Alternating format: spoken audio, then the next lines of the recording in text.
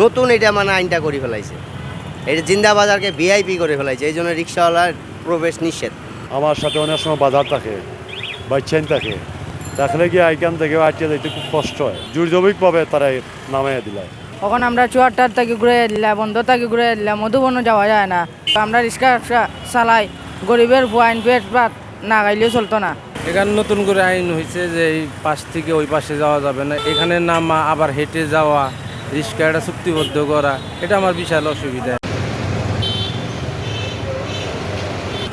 এরকম আইন দেখি না, এই নতুন এটা মানে আইনটা করে ফেলাইছে।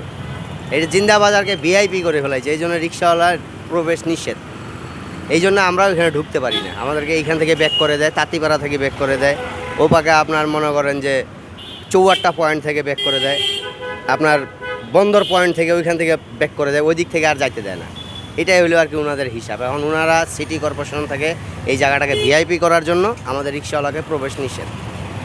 কারণ আমরা কী করবো, আমরা যত দূর নিয়ে যেতে পারি অত দূর ভাড়া নিয়ে যাই, কিন্তু আগে যেই রেটটা পাইতাম সেই টাকাটা এখন আমরা পাই না। আগে ভিতরে গেলে মনে করেন যে 30 টাকা দিত, এখন এখানে নামলে দেয় 10 টাকা। আমরা যে রিক্সা চালাচ্ছি, আগে যেভাবে রিক্সা চালাইতাম সেভাবে চালাইতে পারি না। এখন যাত্রী আমাদের যাইতে চায় জিন্দাবাজার, কিন্তু আমরা নিয়ে যেতে পারি না, সেই জন্য আমাদেরকে টাকাও কম নিতে হয় ওনাদের কাছে। আগে যে ন্যায্য মূল্যটা পাইতাম সেই মূল্যটা এখন পাই না। এইটুকুন রাস্তার জন্য, ডিফেন্সের জন্য আমাদের গাড়ি চালাইতে খুব সিলেট শহরে অসুবিধা। আর আমি সিলেট শহরে 10 বছর ধরে গাড়ি চালাচ্ছি, একদিন 2 দিন ধরে না। অত্যন্ত দুঃখের বিষয় হইল গিয়া যে আমরা এখানে প্রতিনিয়ত এখানে রিক্সা থামানি হয়। একটা বিষয় হইল গিয়া, যেমন আমার সাথে অনেক সময় বাজার থাকে বা চেন থাকে, তাহলে গিয়ে আইকান থেকে আটকে যাইতে খুব কষ্ট হয়, অত্যন্ত কষ্ট হয়। এগুলাই দেখা যায় তারা এখানে দুর্যোগিকভাবে তারা নামাইয়া দিলায়। তুমি আটকে যাইতে বাধ্যতামূলক। অনেক সময় আমি নিজেরা খাড়িয়া দিই, আমার বাসায় এই জায়গায় অসুস্থ আছে, যেমন মহিলা আছে, তারারেও মানে জোরবদ্ধভাবে লামাই দেওয়া হয়। তো এগুলা কিন্তু খারাপ জিনিস। তো কিছু কিছু জিনিস ছাড় দেওয়া আমি মনে করি দরকার আছে। সমস্যা তো অবশ্যই, আমি একটা টাইম নির্ধারণ করে বাড়িছি যে আমার ওই টাইমের ভিতরে আমার কাজটা সারমু, কিন্তু আমি সারতাম পারলাম না, আমার লেন দিয়ে যাইরো, হয়তো আমি একটা মিস করতাম পারি আমার এই ওয়াকটানের কারণে। এটা আমরা লাগি বিরাট ভোগান্তি। যে জায়গাত আমরা 300-400 টাকা রোজো, আমার জায়গাত 20 টাকা 30 টাকা রোজো করি। আমরা ওবাই থেকে ঘুরে দিলাম, জিন্দাবাজার ভিতরে ডোবা লাগি দেন না। তখন আমরা চুয়ারটার থেকে ঘুরে দিলাম, বন্ধ থেকে ঘুরে দিলাম, মধুবনও যাওয়া যায় না। আপনারা সুবিধা করিয়া দৌকা। আমরা রুজা করি, আমরা সিলেটের ভিতরে আজকাল না, আমরা জন্মকর্ম সিলেট হয়েছে, বুঝছেন নি? তখন আমরা আপনারা আন্দাজ বিচার দিলাম, আপনারা সুবিধা করুকা। ওটা চালাইলাম 2-3 বছর হইব, ওলান আইন পাইছি না, ওলান 3-4 মাস ধরিয়া ওলান আইন বা করছে। তখন আপনারা সুবিধা করিয়া দৌকা। আমরা রিক্সা চালাই, গরিবের আইন পেট ভাত না গাইলেও চলতো না।